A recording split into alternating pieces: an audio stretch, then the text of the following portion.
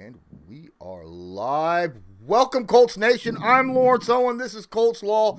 And, man, it took me a while, but I had to get into the Julio Jones to the Tennessee Titans conversation. I mean, just all there was to it. I was stuck in Indianapolis doing my day job, being the broadcast coordinator for the Indy Express basketball team. And I was just like, I got to get on this as soon as I get home. I got home an hour ago, got this all set up. I was like, hey, anyone want to talk to me about this? And guess what? I got somebody in here with me to discuss it. Why don't you give them your name, where they can find you, a little bit about yourself. Yeah, definitely. Alex Rondo Griffin, currently the co-host of the Colts Beat, brought to you by the Say It Again Network. Anywhere and everywhere you can listen to a podcast, you can find us. Obviously, follow me on Twitter, Rondo Uno, but follow us, the Colts Beat, at Twitter, at SIA Colts Beat. Again, me and my co-host, Anthony Gulick. Brand new channel, obviously having to start from the ground up. Got a lot of guys to compete with, like this guy, Lawrence Owen, but love the Colts podcast community. You know, it's friendly. It's not really cutthroat like that. But, yeah, we've got a lot of good content. We try to bring some new stuff that they're not talking about. Absolutely, man. And when it comes to the Colts, content community, you said it. It is competition, but it's not. I mean, we love working with each other and giving each other little tidbits and jumping on each other's shows and stuff. And that's why you're here with me today. Yep. All right. So, want to shout out to people on the stream right now. As a matter of fact, Colts Loyalist, thank you so much for the $5 donation already. Oh, wow. This is why we like, sub, and share your content. Law first, by a couple of weeks, person to suggest Julio to Tennessee. I was a few weeks. We'll get to that in just a second. But first, I got to throw my intro out.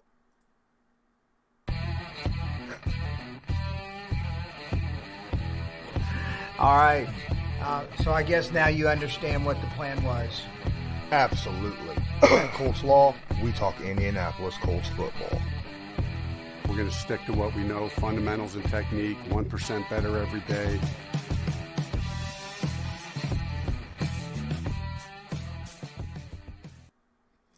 While you're at it, please don't forget, like, subscribe, share, sub if you're not subbed. Hit that notification bell so you're notified next time I go live. You know, the regular YouTube bit that Alex was sitting here talking to me about earlier.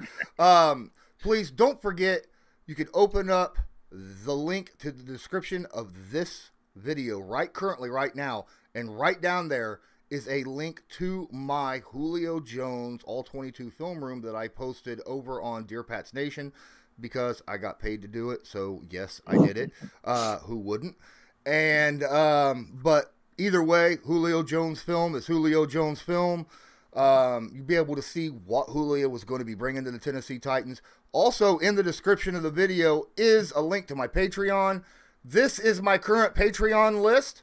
Alex ain't able to see it because I'm using my Streamlabs, but that's all right. I've got 5 more. I'll be doing live streams specifically only for Patreon. It's only $5 a month. So you get all my content for $5 a month, no matter where it's at, whether it's here on this channel or on somebody else's stuff, plus Patreon-specific content only found on Patreon. And don't forget, there's also a link to my merch shop. Make sure to check out the Colts Law merch shop. The link is in the description of this video. There are a ton of high-quality, reasonably priced items there that you can choose from. And all you got to do is just click one button, and you can go and check out all these great merchandise items. All right, so that's enough of the whole YouTube and trying to plug myself over and over and over. I mean, I've only been doing it for like 3 minutes now. I'm done. Alex, man, when you woke up today and you was like, oh crap, Tennessee just got Julio. What was the first thing that went through your mind? First thing that went through my mind was just, okay, let me see what they traded. Maybe I could have just been like, okay, I'm okay not giving that up. But then you see it was a 2nd and a 4th round pick, and it's just like, Chris Ballard, you couldn't top that. Just keep him out of the division. I understand it was probably a pipe dream seeing Julio come to the Colts, but I think that changes when you're preventing your rivals from getting them. Because even at the age of 32, Julio Jones is still arguably the best receiver in the game. And why I say that is because anytime you talk about any other receiver, who do you compare him to? It's Julio Jones. Is Tyreek better than Julio? Is DeAndre Hopkins better than Julio? So clearly he's the best if you keep talking about him and who you're comparing him to. And you can make the jokes about, Tannehill's not a great quarterback. You put a big receiver like that, that's going to make it his life a lot easier. I was talking about this with some guys on Twitter. Julio Jones is in that small category of receivers of just throw it, I'll go get it. You're talking about a guy who's 6'3", big. You double him. He probably still wins the matchup. So you're talking about one of these big name receivers who has constantly been getting it done. Yes, he's had Matt Ryan, who's a very good quarterback, but again, like Tannehill's no scrub. If anything, he's shown that once he got away from Adam Gase that he can be a better quarterback. And let's just talk about the real elephant in the room. Derrick Henry's not facing any more 8-man boxes. You're not doing that now with Julio on the outside. And then A.J. Brown, who's no scrub receiver, now he's probably got the best mentor he's going to get for the rest of his NFL career. So it's a nightmare. It's just a nightmare. Okay, so first thing we could talk about is the fact that, Julio is replacing Davis, right? And there is no question in anyone's mind, I will take Julio today over Davis today. No questions asked, right? I mean, there's just no questions. Yeah, I get it. Corey Davis, he went somewhere else to get more money, and now the Titans are paying even more money for Julio and added draft picks. But this is a win now scenario. I mean, this is not like, 5-10 years down the road, Julio is not going to be that top guy, heck, he won't even be in the NFL in 10 years. He's 32, right? I don't know too many 42-year-old. Maybe Larry Fitzgerald might still be playing at 42, but I mean, come on. He's not the same Larry Fitzgerald now that what he was when he was even 32 years old. But huge upgrade, as you say, on the outside with Julio Jones, and then A.J. Brown on the other side. And like you said about Ryan Tannehill is no scrub. I mean, over the last 2 seasons, he's been a top 3 quarterback ranking-wise quarterback in the NFL. And that's with A.J. Brown, Corey Davis, and, of course, that other guy that they're going to be missing over in Tennessee, and that's Jonnu Smith, who's over with the Patriots now. But to be fair, Julio is a better deep threat than Corey Davis, and I'll take him in goal line situations, tight situations with his big body and hands over Jonnu Smith on top of that. So still a downgrade, I think, overall, because you're losing 2 good players in Corey Davis and Jonnu Smith. But when you got great talent on the left side, great talent on the right side, which Ryan Tannehill now has, plus, as you said, the elephant in the room, Derrick Henry running it right up the gut, defenses are going to have issues deciding, what's their poison, what are they going to stop? And that's a big situation. And this could be that win now move that gets them over they've been getting to the playoffs, last couple seasons, but there's just something's been holding them back. And offensively, this could be a move that could help them out quite a bit. Like you said, Chris Ballard, why didn't he, jump up? Basically, it was a 2nd and a 5th because, the 2023 4th-round pick as opposed to, they're receiving back a 6th-round pick from the Falcons in 2023. So it's, basically a 2nd and a 5th. Yeah. But Ballard doesn't have a 1st or 2nd-round pick to use this upcoming season because of the trade for Carson Wentz, because they're both locked in until that trade is, verified what's going to the Eagles. So I don't know. Do you in that certain situation? Do you end up throwing more than that? Do you end up adding, a 1st round in 2023? To keep them away? I don't know, because a 1st round pick, that's tight, because you're not expecting Julio to be elite 3 years from now. And a 1st round pick is a player that you're hoping to have, 4, 5, 6, 7, 8 years. And not to just think, the Titans, it's a Titans 2nd round pick. And over the last couple seasons, the Titans 2nd round pick is near the end of the 2nd round. It's down near the 3rd round pick, right? So, yeah, that kind of, oh, my goodness. I have a question. Now, I brought this up, I don't know, back when the Julio Jones trade was swirling around like a month ago, I said the top 3 most dangerous teams that he could go to, number 1 was Green Bay, because quite frankly, if Green Bay talked to both Aaron Rodgers and Julio and said, Aaron, if Julio comes in, will you stay? I'm sure he'd say yes. Yeah. Because he'd have Devontae Adams and Julio Jones.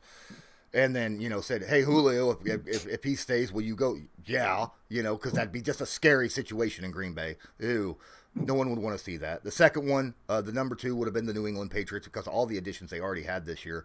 I think that actually Mac Jones would have been a better quarterback for Julio than Cam Newton, but that's a discussion for another time. And number 3 was the Titans, just because of the simple fact of what we have already discussed. And my question to you is, former offensive coordinator for the Tennessee Titans is Art Smith, who is now the head coach of the Atlanta Falcons.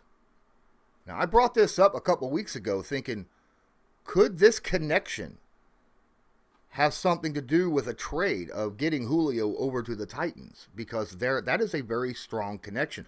When Frank Reich came over to the Indianapolis Colts, former Eagles players seem to be kind of flowing this way to the Indy, right? Do you think that Art Smith has something to do with this Julio trade going to the Titans? Oh, definitely. I mean, it's obviously, you can talk afar about a player and his greatness and what you see, but in the case of Art Smith, he got to see it up close firsthand and behind the scenes. So no doubt he's for sure, especially the fact that Atlanta made him so out loud available. No doubt he went to front management and was just like, hey, that guy's not slowing down anytime soon. We have a small window. Take him. Because and even then, I was talking about on Twitter, let's just say for hypothetically, Julio just gets 0 targets, 0 catches. That's still a really good decoy. Like, he still opens up the other side of the field anyway. So obviously that's not going to happen. But again, you said it greatly with Frank Reich and the Colts. Carson Wentz was his guy. And we saw how he nearly put on the MVP season when he was in Philly with him. So no doubt he was obviously a huge component in bringing him over. He's even said it in press conferences. You see that a lot in the NFL. You see it a lot in a bunch of sports where guys will leave teams, go to new teams, and start kind of inheriting their former players. Because, again, they have seen stuff what we have not seen. And we're talking about a guy like Julio where his on tape is already impressive. Kind of makes you imagine what he's seen off the tape to think that this guy can succeed. And then also small thing, because I've heard a lot of people talk about Julio's injury problems and injury proneness. Only twice in his career has he played less than 14 games. Last season when he played 9, and I want to say his second year in the league when he played 5. Other than that, he has played at the minimum 14 games. So the injury concern is irrelevant. It's not even existent. No, I don't think so either. I mean, yes, he only played 9 games last season. I get that. And quite frankly, I say 8 because he played 7 full games and then 2 partial games, which pretty much averages out to 8. But think about what you're receiving from him when he does play. In those averaged out 8 games, that's half a season last year, he still had 774 yards receiving. In a full season, that's 1,500 yards. That's all pro numbers, period. All pro. All right. In a 17-game season, if he's able to play 15 games out of that 17 games, he's still going to get probably 1,400 yards. That's a lot of yardage, even for especially a 32-year-old wide receiver. Very scary situation, but the Colts have a secret weapon for Julio Jones. That's why I'm not as scared. The only thing is I'll bring it up, but Xavier Rhodes, when he's played against Julio Jones, he has matched up very, very well against him in the past. He has locked Julio Jones down every time he's played him when he was healthy. That's the key word. When Xavier Rhodes was healthy. There was 2 times over the last 2 seasons where Julio was matched up against Xavier Rhodes and he was not healthy, where the Vikings was playing him when he was still hurt, and Julio kind of burned him a couple times. I'll admit that, but it was lower leg injuries and stuff, and that what do you expect when you're a cornerback with a lower leg injury? You're not going to be able to cover a guy like Julio. The other issue is Julio doesn't just play one side of the field. He moves all over the place. I was watching this field. He doesn't just play right outside. He don't just play left outside. He'll play the slot. He'll play inline, right up against an offensive lineman or against a tight end. He plays wherever he needs to play. Plus, he's not afraid to use that big old body of his and lay into somebody to throw a block in the run game. You think stopping Derrick Henry is tough? Now, in my film room, I show Julio Jones laying out Jamal Adams, okay? I mean, lowered his shoulder, lowered the boom on him in the run game, and dropped him like a rock. And that's Jamal Adams, the guy who's known for being like, that big box safety. So that is a bit of a scary situation when you have to face up against him. If you were Matt Eberflus, what would be your plan of attack against this Tennessee Titans offense right now? Well, at least I think we're in a unique situation to where we're capable, at least in the front seven, the D-line, the linebackers, to where we don't necessarily need to stack the box against Henry. We've shown to have success against him over the years. I think you play Julio kind of the same way you play any big top receiver, is that we, unfortunately, like, as you mentioned about Rhodes, great corner. And again, I admit I'm not much of a study room guy. I don't think he's totally equipped to just put him on an island and we can stop him. I think you're gonna have to put some kind of safety help over. You're gonna have to always at least have a second guy in the vicinity. I just think the difference is that you don't have to sell out and obviously go 1-on-1 because you're scared of Henry. Thankfully, our D-line, 99 Stewart in the middle, are adequate enough to where the run threat isn't that big a deal. But I think you play him like, again, you play any other big top receivers. You have to constantly have safety help. Maybe every now and then you throw a double, but for sure you've got to have a safety over the top.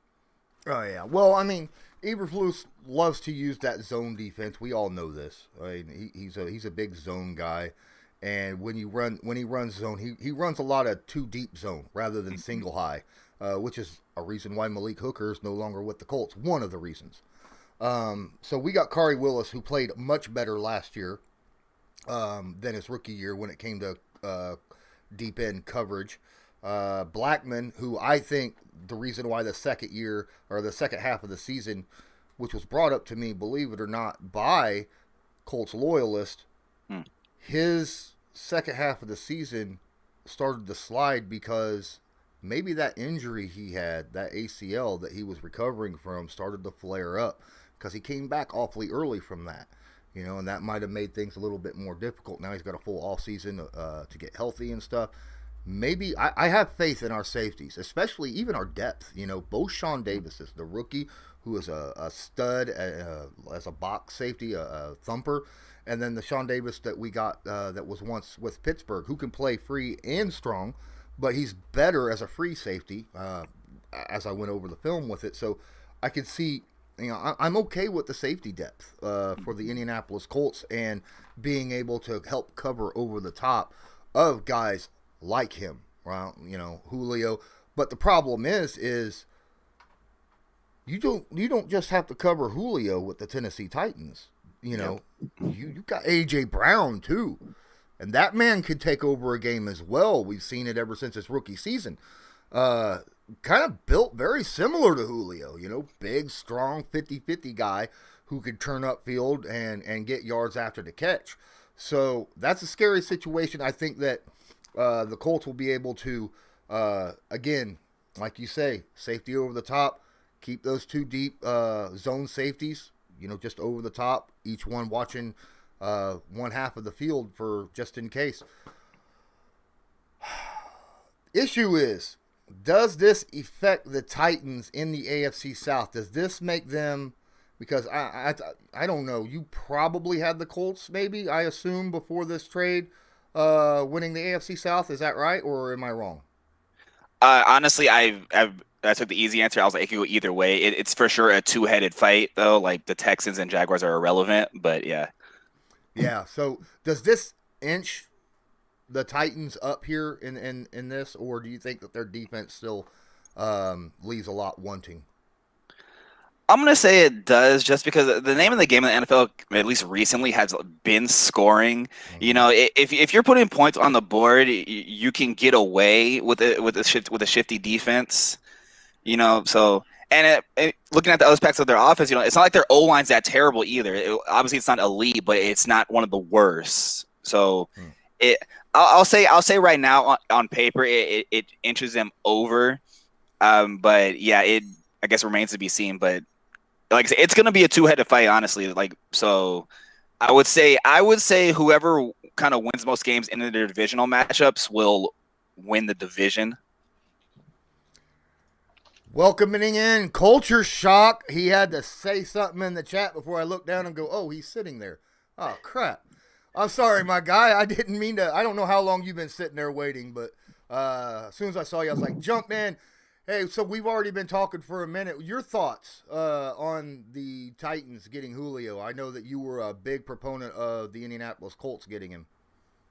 Yeah, I think I was probably the reason the Titans did get him. When the rumors first started, I was like, you know what, the Titans are the favorite because they do need a wide receiver. Before I even interested the Colts being interested, I said the Titans would be the best fit because they do need a number 2 wide receiver. And then unfortunately this morning, he wound up going there, which is a very good fit for him. I think he solves an issue that they had, which pretty much was another threat at the wide receiver position. Now, of course, they did go get Reynolds as well, which makes them a 3-headed monster because he fits well in the system as well. I think a lot of fans not really giving the Titans enough credit for what they're about to do next season. Of course, their defense took a step back, but I think the pass rush could do enough for them to beat at least maybe a wild card success record or even the divisional. Now, of course, they took a step back, but I think adding Julio puts them back in the position they was already at. Now, of course, their secondary did get worse, but I think this team can be led by their offense. Now, does that win them a Super Bowl? Absolutely not. But I think that offense being that high-powered is good enough to make them go to the playoffs and possibly win the AFC South, depending on how their schedule pans out with the win-loss record. I mean, it's not like they don't have a weakness on the team, however. I mean, they got scary wideouts currently. They have the best running back in the NFL and a solid quarterback. But there's not a single team in the NFL that's scared of their tight end position, right? Anthony Firkser, Jeff Swaim, you look at that and go, huh? Really? So that's one issue. They losing Jonnu Smith really kind of kills that short middle of the field threat that they had over the last couple of years when they had Jonnu Smith. So you might actually see teams kind of spreading their defense and leaving the open middle a little bit more often than what you have seen in the past. Where do you think that the Titans could win the AFC South now? You think this is that one thing that could really bump them up and help them? Because this is definitely a win now move. There's no question about it. Yeah, man, absolutely. They can win the AFC South. I'm not knocking our chances at all because our depth we got way more depth than they do. But the fact that a guy like Julio is on an offense where it's oriented around Derrick Henry, he just creates that much more pressure. Who are you going to double team? Are you going to double team AJ? Are you going to double team Julio? Are you going to leave the field open for Derrick Henry to run straight through the middle? Because it's so much firepower. I think that's the perception most people are missing. Now, I'm not saying they're going to go out and go undefeated or have a very good record better than the NFL, but I'm saying that adding Julio as that threat opens the game up for everybody else on that offense. Josh Reynolds may have a career game or maybe an unknown tight end that nobody expects. He might be open out of nowhere just because he's on that field. So I got a question, and it will be directed to both of you. Okay, he's back. I was going to say it's directed to both of you if Alex come back. So the schedule, the AFC South, we play the AFC East and the NFC West. Now, when it comes to the AFC East, obviously, like I said, you got a lot of offensive firepower right now in Buffalo. Miami's a 10-win team. They look like they've gotten better overall. The Patriots apparently decided they were going to buy themselves a team in the offseason.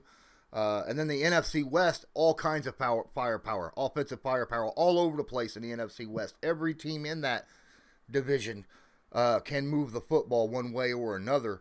We'll start with Alex here. Do you think that because of the offenses that the AFC South is playing, specifically the Titans and the Colts, because of that they felt pressure that they had to go get another guy so that they could go out and try to keep scoring with these types of offenses that they'll be playing this year? I wouldn't call it pressure. I think it's just, again, it's a case of circumstance. How often are players of that caliber available on the open market? And then, like you were talking about earlier, even if you're not going to put him on your team, at least keep him away from your rivals, which is why I was disappointed in the move. But I don't think it had anything to do with necessarily like, oh, we need to increase our offense.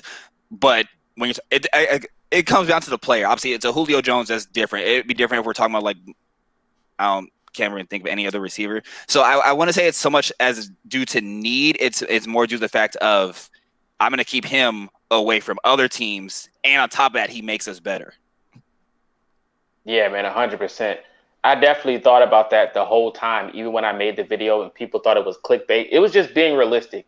You wouldn't want to see him twice a year. You would want him on your team to have that edge. Always have the edge over your rival, because most people know in these rivalry games, when we play these teams, it's going to be split maybe 1-1. Nobody really sweeps their division rival throughout the year, unlike it's the Texans. No pun intended. But when he goes to Tennessee, it's like, it's another person we got to worry about. And then we got to worry about our defensive scheme. Is he going to adjust it? Because we know zone defenses get eaten alive, especially when a guy like Julio Jones can go in the deep post, or even if it's A.J. Brown. But him being that threat added to a rivalry team, it just gives him an upper hand. But it's not saying that we can't beat him. It's just going to make the job more difficult for us. All right, so Swaggy, my boy Swaggy, he's in here. And he posts a question, and he's upset. He says, Colts still don't have a number one wide receiver. Sigh. Make me feel better. And this is simple and easy. I have faith in our wide receiving core if they could stay healthy. If this wide receiving core can stay healthy, I think they are a very deep, explosive wide receiving core. I think that Michael Pittman, if he's healthy, can step up to be number one. And I think Paris Campbell, we already know what T.Y.'s like if he can stay healthy. So I'm not even going to have to mention that too much. I think Paris Campbell, after watching his film, that guy is so fast and is able to get open so quick because he's actually gotten a lot better at route running from what I've noticed. And because of his quickness and his speed, he is able to get separation really, really fast. I think he'll be a favorite target. But he's got to stay healthy. And that's the thing. If the Colts receivers stay healthy, you don't need a number one if you've got 4 number 2s on your team. That's just my opinion. Because if you got 4 number 2s, who you covering? Who you covering? I mean, you can't. Not everybody. You take someone away, you got 3 other guys. You take 2 people away, you got 2 other guys. Not to mention the tight end group. Alex, what do you think about the Colts wide receiving core, or just the receiving group in general? I would say, again, the receiving group, we know we're not top 10, but we're not bottom 10, and we're probably middle of the pack. I agree with you wholeheartedly on the Paris Campbell thing. In very small flashes, we've seen that he can be special. Last year, granted, it was only, 1 game and a quarter. He looked good. He looked really good. Maybe part of that was Phillip Rivers, but I think you're getting an improvement with Carson Wentz. That's the other factor, is quarterbacks can make receivers appear better than they are. I mean, Titan fans should know that. Peyton Manning tricked them thinking Eric Decker was a special receiver. He goes over there and he flops it. So, like, quarterbacks can make receivers better. You talk about the core, it's very young. T.Y. is obviously probably the only established one. Pittman and Campbell on the youth side, but again, in very small flashes, we see what they can do. And the offensive line play, Carson Wentz is going to have all day, and he's more mobile. And also, as we're talking with the Titans, in that you the stack box against Henry, now you can't do that with JT and Mac back there. Maybe that's our biggest threat in the offense. Maybe they're facing stacked boxes. That means your receivers are getting one-on-one and easier opportunities. And also, let's talk about the size factor. T.Y. Hilton is a short receiver on this team at 5'9". That's the average height of a man. Everyone else is 6'1" and up. So when it comes to jump balls, at least in terms of the height aspect, you've got that. And for the tight end group, there's a guy on this roster who I have been talking about, who I think it's his time to shine, and that's a Mo Alley Cox.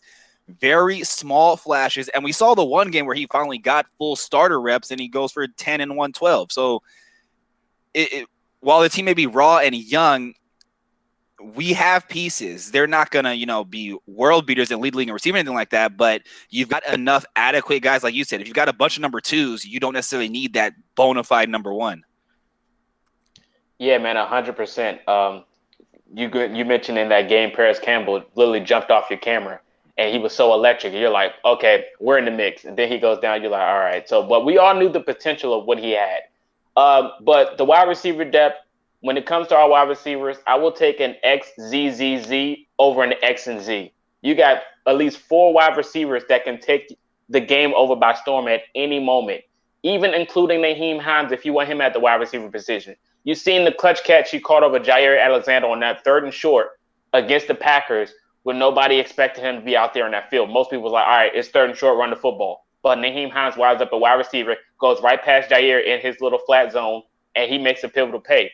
We got at least 4 receivers that can get you over 300 to 500 yards receiving throughout the year. And that's just very pivotal for what we can do going into the future. We have a very bright spot. We're young. We're still together. That's all a big bonus. When you look at other teams like the Tennessee Titans, how long is Julio going to stay there? You look at the Colts. If we don't succeed, we can always try again next year. And that's a good bonus when you look into the Colts roster, is that we're young and we can look for longevity throughout this core. So that's a positive sign you can look at right there. All right, I want to take this moment to go ahead and ask all you guys, please smash that like button, hit subscribe if you're not subscribed, tag that notification bell, and make sure that all notifications are on so you're notified next time I go live or upload a video. Go check out Colts Beats.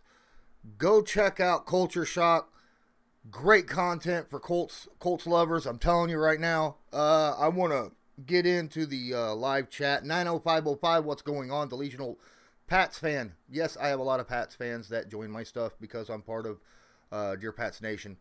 Hey, I got to hold off just a moment because I got Joseph Thornburg. Thank you so much. I'm not paying for Jones no matter what, considering his age and what Atlanta is going to want in return for eating all that dead cap. Well, they got a second and basically a 5th because, the 4th and then a trade-off of the 6th. I see that as a 2nd and 5th.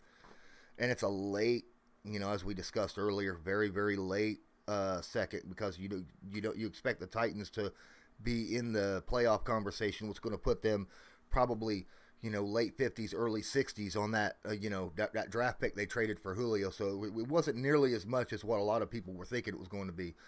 Michael Catt, thanks for joining.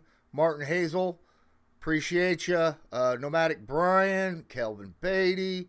Just naming off people. I know we got questions in here, but I'm still, will we have to score a bunch to beat the Titans? Nomadic Brian asks. We'll start with you, CultureShock.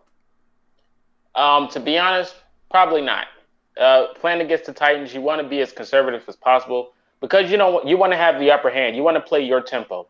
So us playing the game, running the football by committee, I don't think it'll really allow us to have to put up a lot of points, especially if we have a defense that's pretty much containing Derrick Henry and they put up points alone. Our offense won't have to do much at the end of the day. So I think us playing conservative, I don't think it'll be a shootout against the Titans in the 2 meetings we play next year. So I don't think we have to put up a lot of points. Alex? Yep, I agree with that. And even then, I would just go to the blueprint of when we beat the Chiefs 2 years ago with Jacoby at quarterback. The name of the game was just keep the ball out of Mahomes' hands. You can't win anything on the score. If you just milk the clock, you say, we have more than adequate running backs. We don't have to get into this dog shootout. Just milk the clock, run the ball, and then score slowly. But yeah, that's the way to do it. I think that the Colts, it doesn't matter what team the Indianapolis Colts play against. I think that they can win multiple ways. I think this is a team that can grind out the clock with the ground game and short passing yards because of the talent that they have on offense. Or I think with the current team they have right now, they could win in a shootout if they had to. So I don't think the Colts would need to score specifically. Other teams possibly, the Jaguars might be like one of those teams that, they don't have a very good defense. they may have to score 35, 40 points to beat the Titans. I get that, but I have a little more faith in the Colts defense than that. That one guy, what's going on? He asked who's the new offensive coordinator in Tennessee, and that is Todd Downing, just to let you know. Welcome inside the Horseshoe Podcast. Appreciate you being here. I'm not too worried about Julio, but it's going to be a fun matchup when we play them. It's going to be interesting because, I don't know. Would that matchup be that much more interesting than when we had to play Houston with Watson and D-Hop? Is that much of a bigger of a difference, sir? I would say yes, because Houston's never really had an O-line. So, it wasn't as scary. Watson was on the ground most of the game or running for his life. With the Titans, their O-line is at least, again, I'll say middle of the pack. So you're going to see kind of more of the receiver against corner play than you really did with the D-Hop in our defense. Oh, yeah, man. I think this matchup is more star-studded. It should be televised, if we're being honest. It's offensive line versus edge rush, point blank, period. The Titans went out there and got an edge rush. We have one of the best offensive lines in the game. They just got Julio, AJ, and Derrick Henry. We got a new, fresh Carson Wentz with all these weapons and T.Y. Hilton. You got Quentin Nelson out there, Mo Alley Cox. So I think it's a lot of talent surrounding this game, and I feel like it'll probably be more electric than the Houston and Indianapolis for sure. Delusional Pats fans, laugh out loud. You forgot to add the Jets when you talked about the AFC East. No, I didn't. No, I didn't. I didn't forget them. I just didn't mention them.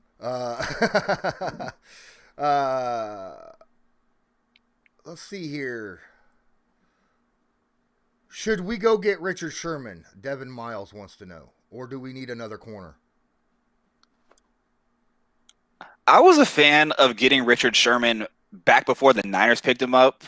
If you want to pick him up now as that veteran presence, Super Bowl, presence, I'd be for it. You do kind of still have a hole at third QB. Rhodes is going to start. Kenny Moore is going to start. Rock has to fight for his spot. Marvell Tell's coming back. Putting Sherman on this team couldn't help. You give us some grit, but I wouldn't say it's a necessity. Oh, yeah, man. I'm all in on adding depth if it comes to it. Depth-wise is probably the best thing to do going into the future. But, adding Sherman would be nice. But then when you look at it, with the scheme we're running, he does fit the scheme well. But when you see multiple teams with like 4 to 5 wide receivers, will we really have a lot of CBs on the field when it comes to that? So, adding him would be nice. But when it comes to longevity or who's going to be out there on the field a lot, I don't know if it's really going to work out into the future, depending on how the scheme is being run. So there's certain times when we need more DBs on the field and we don't see it. So when it comes to that, I feel like sometimes playing time is going to get limited, and then it won't really work out. I don't know if I would want Richard Sherman. If we needed a veteran on the team, then maybe, for the young guys to look up to. But I really feel that Xavier Rhodes is that veteran that we have, right? I think T.J. Carey is another one of those guys. He's been around. He was the second best corner on the team last year, rating-wise. He was better than Kenny Moore last year, which is a shocker that a lot of Colts fans don't realize. Kenny had kind of a down year last year a little bit. I don't expect that to stick around. I expect a massive bounce back from Kenny Moore this season. Let's see here. Isn't T.Y. the same age as Julio? I think they're right around. T.Y.'s 31. 31, I think, yeah. Yeah. I figured it was pretty close, but not quite. With our current roster, who's going to end up having a better season? Phillip Rivers from last year or Carson Wentz this year? And I'm going to start off right off the bat. I'm going to say Carson Wentz, and I'm going to say this for a specific reason. No disrespect to Rivers. Great man. Loved his personality. Accurate as heck. He started off already in the hole with no preseason or nothing like that, right? Carson Wentz is going to have the entire offseason, and he already has been. He's been out here busting his butt, right? doing everything he possibly can, even with the rookies when he ain't even supposed to be out there. You know, he's working, getting to know the team, getting to know his receivers, getting to know his offensive line, the playbook, everything. He's got this whole offseason to work with where Rivers didn't. I think where Rivers started off a little sluggish due to not having that last year, and it took him like half a season to really get going. I think Wentz could hit the ground running week 1 against Seattle. Marcus? Yeah, man, 100%. You literally just took the words right out. I'll always mention Carson Wentz having a better year due to him actually being able to work out with his players. Rivers he didn't have that last year due to the restrictions that was going on. But Carson Wentz, the fact that, you know, he probably is more of a gunslinger and he has a more beautiful throwing motion, I think it'll flow easily because most players did come out and saying that, you know, Rivers' throwing motion did throw them off, so they weren't really seeing eye to eye on certain plays. But I think a guy like Carson Wentz that is a gunslinger, I think he'll probably be more successful. And plus, he's a little bit more mobile. And there were certain moments when Rivers had to be mobile, but he couldn't because he wasn't fast enough. And I think if it came down to it, if we have to do that next year, I think we'll be more successful with a guy like Carson Wentz and his play style. Yeah, so on top of what both of you guys have said, if we were talking, well, first things first, Reich gets his guy. So not only is it going to get an entire offseason with him, OTAs, training camp, and all the really important, even preseason, Reich gets his guy. Mentioned, let's go back to last year. Phillip Rivers got sacked 19 times. Let's give or take 5 of those could have been escaped with some mobility. The lowest number Carson Wentz has been sacked in his career is 28. So let's just say he only gets sacked 19 times. That's a few more plays where he's not getting touched. So just that alone, it's going to be better than what Phillip Rivers was able to do. Yeah, I think so. I think that alone. Plus, yeah, like you say, with the new coaches the Colts have right now, you know, the offensive coordinator and Marcus Brady, the new quarterbacks coach the Colts have now, we got a lot of guys that come from the Canadian Football League. And we was discussing that with Brady. Questions amongst some of us Colts content providers talking about, you know, that connection and how the CFL uses a lot more RPOs and a lot more spread looks and stuff. And if that could be something that would be brought in. And he said, absolutely. Carson Wentz is built for that type of offense. Right, he's got that cannon of an arm that can throw it into tight spaces and the mobility to run RPOs, bootlegs, nakeds, whatnot. You know, so yes, I think that this is as you said. You know, got his guy. Frank Reich has the guy he wants to run his offense with. He thought it was Andrew Luck. He decided to retire. Now he's got what he probably figures is the second best thing. You know, the other guy that he worked with. Right, so. Yeah, absolutely. I think so. LA Rams, thanks for joining the stream. Appreciate you being here. And thanks for saying hit the like button. I appreciate that a lot. Rams deserve respect, Martin Hazel says, especially defensively. Worried about the Colts game against them. Thank God we play them at home, Martin Hazel says. And that's, in my opinion, currently right now, and I know I get pushed back on this occasionally, I think the Rams are the best team in the NFL right now. I think they had the number 1 defense in the NFL last year, period. Best overall defense in football. And the one thing that I think that was holding that offense back was a quarterback. Reliable, consistent quarterback. And they went and got the guy who I feel like has been reliable and consistent his entire career. The team around him and the organization around him was not, you know. So keep an eye on the Rams. It's going to be scary. Week 2, Colts, Rams, that's a game. I wish I could go to that game, but I have a feeling that game's going to be so darned expensive. I haven't looked yet, but I got a feeling it will be. Someone in here brought up that, Inside the Horseshoe Podcast says there should be at least one of those games between the Colts and the Titans that should be prime time. Do you think one of them gets flexed?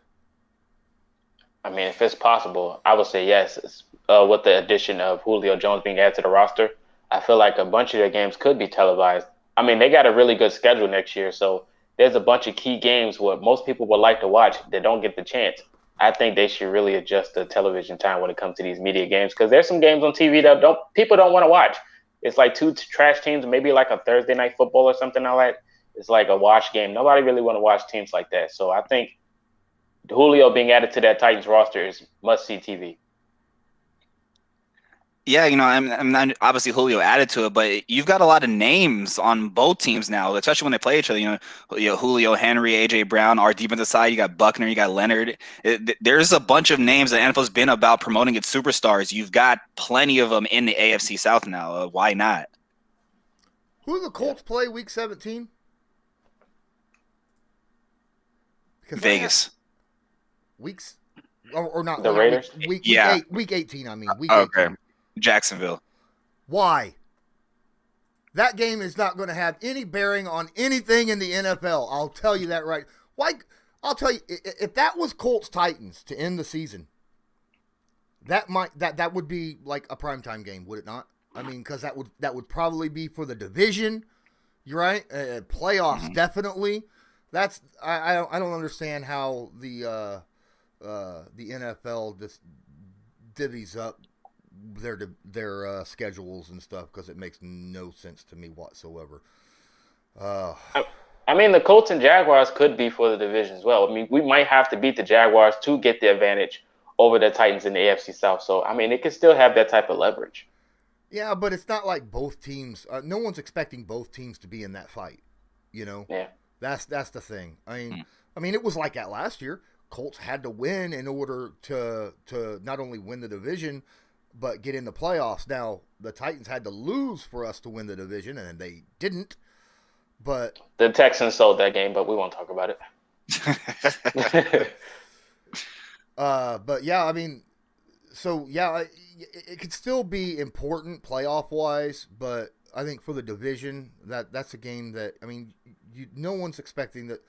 The Texans at the time, would have been a better fit because there wasn't the Watson controversy that's going on now. All right. Last thing I want to talk about, and before I get to that, please smash that like button, hit subscribe if you're not subscribed, tag that notification bell, make sure you're notified next time I go live. Don't forget to open up the description of this video, check out my direct links like Patreon and stuff, and go give ColtureShock and Colts Beats here, Alex Rondo, a follow. Check out their stuff. My question to you, we haven't even covered it. It's all been about the Titans and what they've gained. How does Atlanta receiving a second and a fourth, basically, or it's a fifth, basically, but it is a fourth in 2023, how does that help them rebuild long term? Does that mean Matt Ryan's probably going to be gone soon? Well, Matt Ryan can't go anywhere just because of the money. I want to say he's due $46 million over the next 2 seasons. It's not so much the draft picks that they gain. It's more so the draft picks that they just drafted they can sign now. Everyone's talking about how Kyle Pitts is going to be this next great receiver, obviously. So maybe obviously he's not going to be Julio. Maybe bringing him in lightens the load of losing Julio. You still got Calvin Ridley, and you still got Matt Ryan, who's a very good quarterback for the next 2 seasons. So you got a young receiving core that he's going to help grow them. And then for the next quarterback coming in, that quarterback will at least have some nice young pieces who are attuned to the league and kind of help him bring him in. But the Falcons are now looking at maybe not being competitive for probably till the end of Ryan's contract. Yeah, I think these picks give them flexibility as they go into the future. I mean, it gives them a safe spot, so they know that they have picks. I guess they can start really scouting on who they want in the future right now before it's too late, because we all know they probably won't make the playoffs. But, I mean, on the bright side, Calvin Ridley's flourished into the number 1 star for the Falcons at wide receiver. They got a guy like Kyle Pitts who could be their secondary target. But we've seen the turn of wide receivers for a while in Atlanta with Matt Ryan being president at quarterback. Roddy White, when Julio got drafted, Julio became the number 1. Then when Ridley got drafted, Ridley became the number 1. So I think it's just going to be a repeating cycle of success when it comes to these wide receivers for Atlanta. So that's the bright spot. Who knows what they might do next? I did hear a rumor about a guy, Jamison Crowder. I think he's not going to be. He's going to be available soon, maybe released or traded. So I mean, if they really wanted to push to go get another wide receiver, I mean, I don't think he will cost much at this point, but I think he can be added to that roster. But I think they're looking for the future of Atlanta at this point. So I think they're going to start rebuilding soon. Like I said, they do have 2 picks right now, 2 or 3. So I think they can start really scouting now before it's too late. So Atlanta, we've discussed both of these. Atlanta used their early pick, first round pick, on getting Pitts. They did not get a quarterback. Matt Ryan locked in for 2 years. Could they use this second round pick as ammo in a bundle deal to move up in the draft next year to maybe get their quarterback of the future who could sit behind Matt Ryan for that final year of that contract before they maybe move on from him? Do you think that might be in their thought process?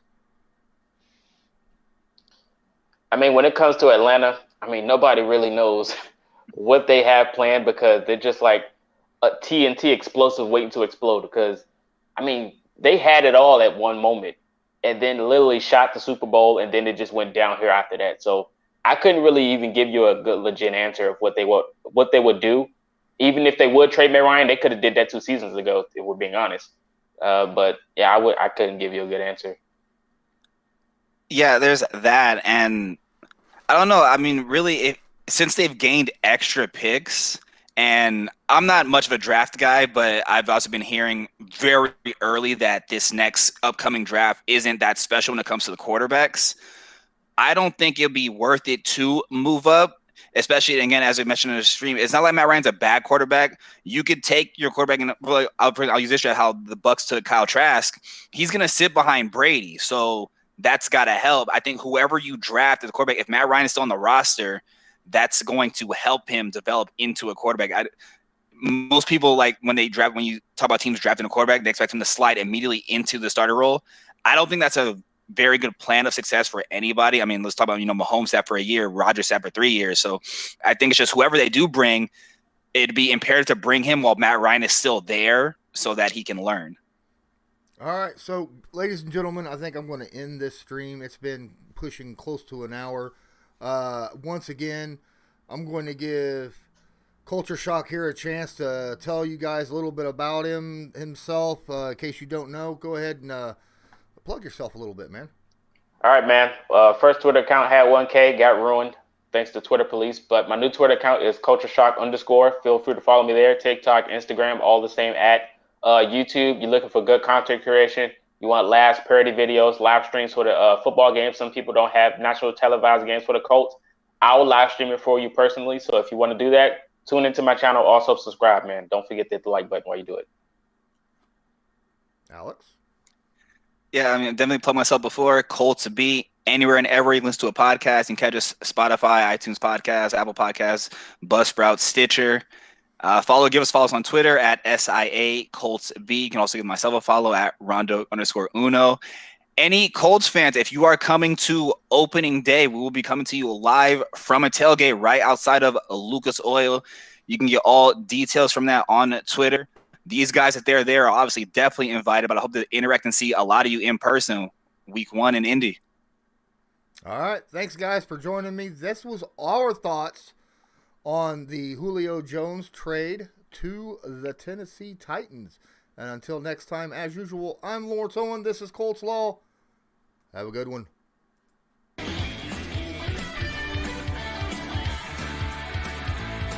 Just because a player's not a household name doesn't mean we can't make